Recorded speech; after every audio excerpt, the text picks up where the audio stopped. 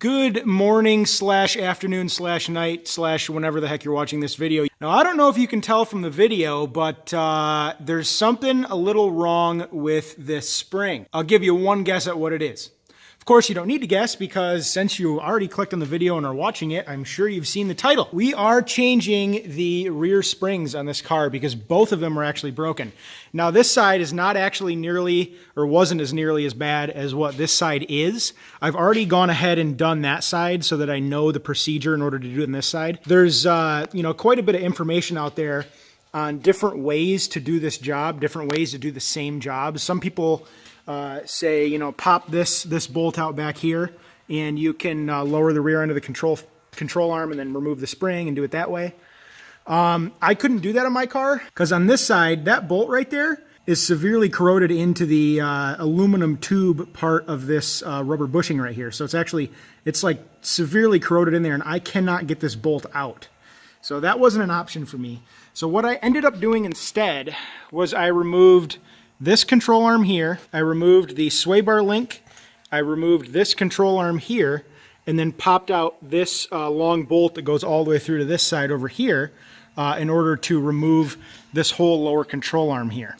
And then underneath here also is the bolt to remove the shock right here as well, which will allow this control arm to come down.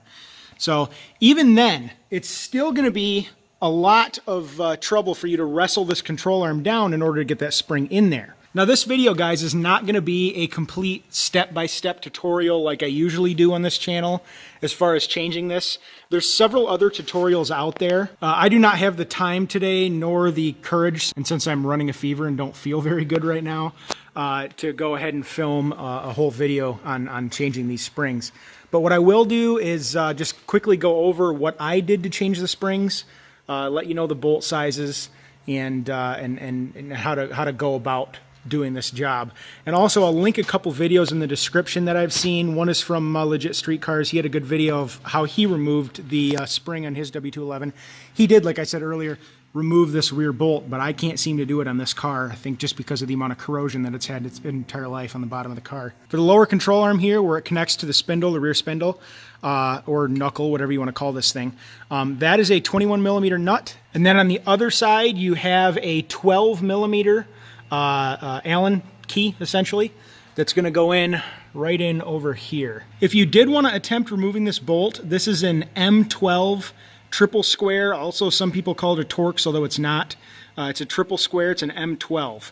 And it's used a lot on head bolts and stuff like that, but for whatever reason, Mercedes decided to use it on the suspensions on these cars too. And then on the other side here, you have an 18 millimeter nut.